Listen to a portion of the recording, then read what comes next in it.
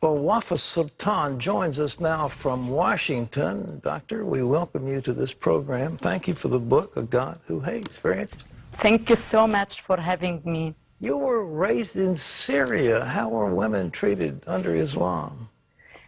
Under Islam, women have no rights. They are terribly mistreated. They are considered to be mentally unfit to take care of themselves. A woman under Islamic Sharia has no right to choose her husband, has no right to ask for divorce, has no right to gain custody of her children. Her husband had the right to divorce her without a question asked, had the right to sleep with as many women as he can buy without any consideration for her dignity or her feelings. So generally speaking, women under Islam are isolated from the rest of the world. And I would love to give you an example from my own life. I dedicated my book to the memory of my niece. My niece was forced to marry her cousin. She was 11, he was over 40. Her life with him was very terrible life. He was very abusive. And I always remember her escaping from her husband's home to her father's, begging her father, you know, please let me stay here. I cannot take the torture anymore. He's very abusive. And her father would say, it is shame for a Muslim woman to leave her husband's house without his permission. So go back and I promise I will talk to him. At the age of 28, my niece committed suicide, leaving 4 children behind her. Let me ask you something. You pointed out, and I won't have to interrupt you, but because there's so much else to take in this book, you pointed out that Islam is living in essentially a 7th century world, that they're way backward and that they're losing out in science and medicine and all these other things because of adherence to Islam. Would you tell us about that?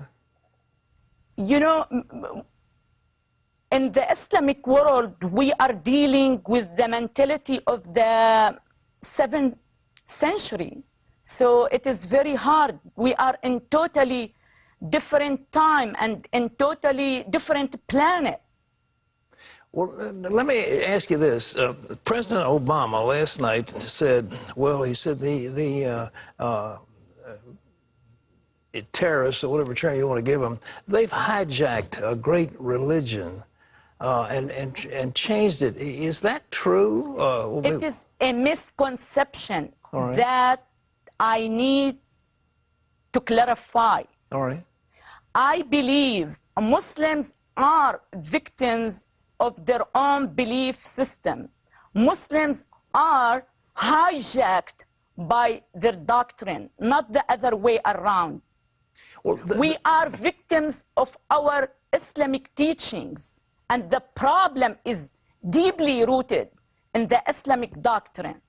Well, where does it come from? Does it come directly from Muhammad? These are the teachings of Muhammad way back to the 7th century? In order to understand my points, you need to read the biography of Muhammad. Tell me about it. And it was mentioned in the Quran that Muhammad is the role model for every Muslim man. So every Muslim man is repeating what his prophet had done. Well, what about cutting off people's heads, beheading people, and waging war, and trying to take their possessions away from them? Did that come? Yeah. Yeah, because the underlying foundation of Islam is to take over the world and submit it under Islamic Sharia. And Muslims at very early age are brainwashed to believe that they are on this earth is to achieve their goal, which is to take over the world. Well, no, so they are fighting for the sake of Allah, and they are ordered to go for this fight.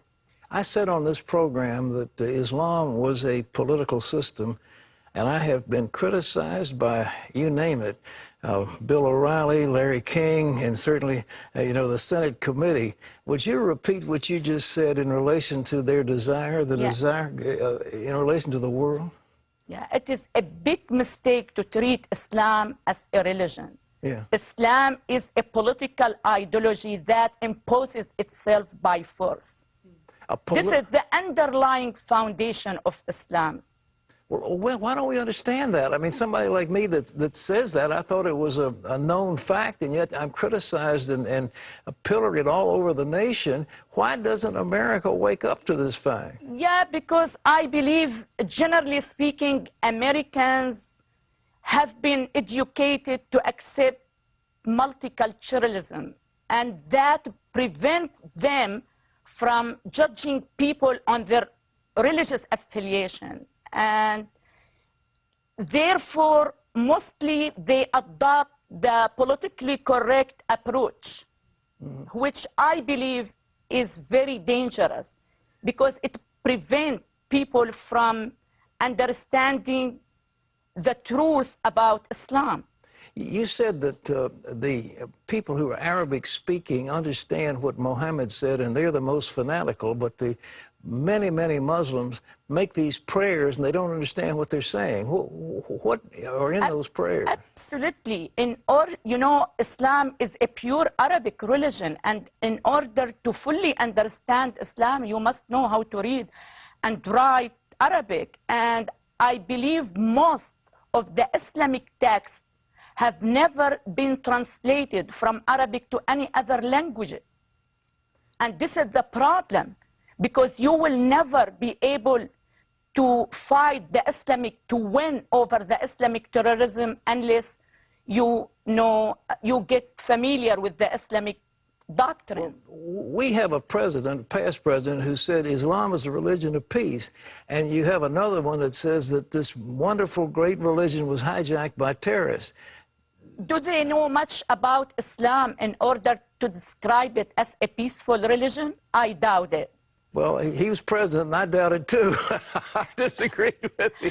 Yeah. But what do they pray? You had in your book that when they're praying in Arabic, they're essentially cursing the Jews. Of course they do. Of course. In every prayer, you have to recite the first Quranic verse at least 4 or 5 times.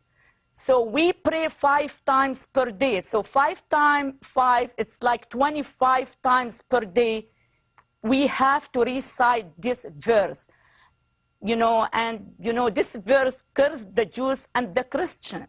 It curses the Jews and the Christians? Of course it does. And non-Arab Muslims repeat this verse generally speaking, without understanding what they're saying.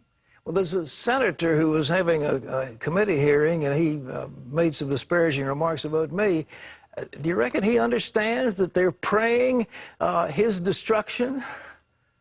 Yeah, I'm sorry, I didn't understand the question. Well, I say that there's a senator who, as I understand, is of the Jewish tradition, and does he understand that the prayers that are being prayed by millions of Muslims is for the destruction of the Jews? I really don't know if he does or he doesn't. I don't know. But they pray that every day, that the Jews will be destroyed? Every day, five times every day. And in every prayer, they have to recite this verse 4 or 5 times each prayer. One last question, Wafa. What do you think we ought to do in America when we're confronted with the menace of militant Islam? Militant, I don't believe, there is radical Islam or militant Islam or Wahhabi Islam. There is only one Islam. Growing up in Syria, I had never heard those terms. I truly believe the West, has invented those terms to make people feel better. There is only one kind of Islam. And you will never win this war until you get yourself familiar with the Islamic doctrine. Wafa. You have to define your enemy and understand the mindset of your enemy in order to win the war. Wafa Sultan, thank you. Thank you for this book. It's available, ladies and gentlemen, where books are sold, and I think you'll find it very interesting. So thank you very much for being with us. Thank you God very bless you. much. Thanks.